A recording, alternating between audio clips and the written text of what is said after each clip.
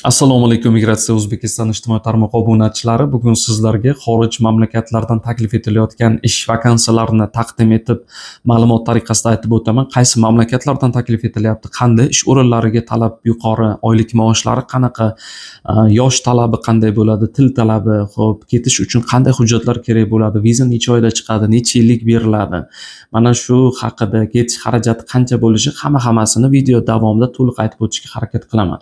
Eslatib o'tishim kerakki, video 80% qismi ayollar uchun bo'ladi. Chunki ayollar uchun kamdan kam vakansiya tayyorlaganimiz uchun bugun aynan ayollar uchun ish o'rinlarini o'qib eshittiraman. Agarda siz erkak kishi bo'lib kuzatayotgan bo'lsangiz, Yevropada siz masalan yoki O'zbekistondadir Yevropaga oilaviy chiqmoqchisiz, ayolingiz uchun munosib vakansiyalar topishingiz mumkin. Hozir aytib o'tmoqchi bo'lgan ma'lumotlarim orasidan. Xo'p, ana endi boshlaydigan bo'lsak, bizga taqdim etilayotgan vakansiyalar quyidagi mamlakatlardan taklif etilgan. Xo'p, Germaniya, Fransiya, Italiya, Finlandiya, Latviya, Sloveniya, Turkiya, Birlashgan Arab Amirliklari hamda Bolgariya. Mana shu mamlakatlar orasida eng ko'p kerak bo'ladigan, talab kuchli, yuqori bo'lgan sohalar bu hamshiralik, qishloq xo'jaligi, tozalash xodimi, oshpaz, xo'p, bola tarbiyasiga qarovchi enaga, xo'p, ofitsiantlik sohasi, oshpazlik, shirinlik sexlarida ishlash va qishloq xo'jaligi. Mana shular sohasida talab kuchli, bemalol hujjat topshirsangiz bo'ladi va oylik maoshlarini aytib o'tadigan bo'lsam, hammasida $800 dan boshlanib $3000 oylik maoshlar bor. Birin-ketinlikda qaysi sohada qancha oylik maosh berilishini aytib o'taman. Mana Germaniyada ish hamshiralik €3100 brutto ko'rinishda €3600 sizga to'lanadi. Tajriba 1-2 yillik tajriba kerak bo'ladi. Nemis tilini bilishingiz kerak B1 darajasida. Keyingi ish o'rinimiz Latviyada oylik maosh €600 dan €1400 netto ko'rinishda beriladi va yosh talab 25 yoshdan 45 yoshgacha erkak va ayollar. Xo'p, keyingi ish o'rinimiz bu Latviya, yana o'sha €600, €1400 ayol va erkaklar bemalol ishlashi mumkin. Tozalash, mehmonxonada tozalash xodimi. Xo'p, Bolgariyada akusherlik oylik maosh $850 dan $1000 Xo'p, ish tajribasi talab qilinadi. 21 yoshdan 50 yoshgacha bo'lgan ayollar, til bilish talabi rus tili. Xo'p, shirinlik sohasida €1000 dan €1200 netto ko'rinishda oylik maosh beriladi. 20 yoshdan 50 yoshgacha ayollar bemalol hujjat topshirishi mumkin. Rus tilida til talabi, ingliz tili bo'lsa ustunlik beradi. Xo'p, keyingi o'rin bu Italiyada hamshiralik €1800 oylik maosh to'lanadi. Ish tajribasi bo'lishi kerak 1-2 yillik, italyan tilini bilishingiz kerak. Germaniyada qishloq xo'jaligi ishlari mavsumiy ish, 8 oy davomida ishlaysiz. Oylik maosh €1500 dan €2300 to'lanadi.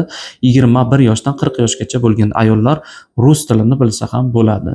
Nemis tilini bilish ustunlik beradi. Finlandiyada ayollar uchun 18 yoshdan 45 yoshgacha, 50 yoshgacha bo'lgan ish o'rni mavsumiy qishloq xo'jaligi, ish tajribasi talab etilmaydi. Til bilish darajasi rus tilini bilishingiz kerak. Oylik maosh esa $2000 atrofida.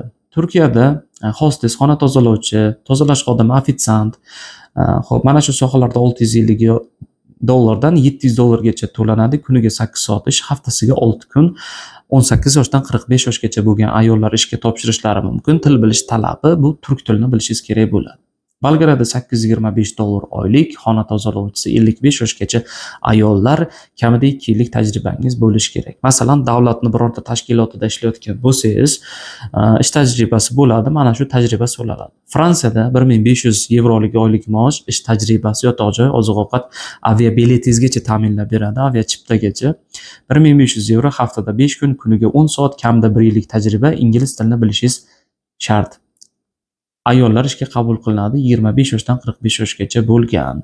Sloveniyada hamshiralar 25 yoshdan 45 yoshgacha bo'lishingiz kerak. 3 yillik tajribangiz bo'lsa, sizga oyiga €1200 maosh to'lab berishar ekan. 5 kunlik ish bir haftada. Bolgariyada tikuvchilik, ayollarni orasida tikuvchilik, hamshiralik sohasi ko'p uchraydi.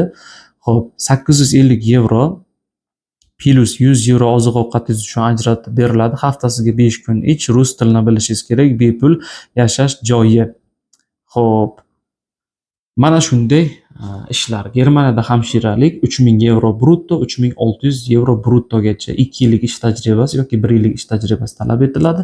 Nemis tilini B1 darajasida bilishingiz kerak hamshiralar uchun. Xo'p, hozir sizga Migratsiya O'zbekiston rasmiy Telegram kanaliga qanday obuna bo'lishni ko'rsataman. Telefon orqali yozib olingan video ma'lumot. Xo'p, hozir plus Telegram, kimda Telegram bo'lsa, mana shu ilovaga kirib olish kerak. Mana shu ilovaga kirganingizdan so'ng bu yerda poisk tugmasini bosasiz, ya'ni o'zbekchada qidiruv, va mana shu yerda katta harflar bilan migratsiya deb yoziladi va bu yerda pastki chiziq O'zbekiston.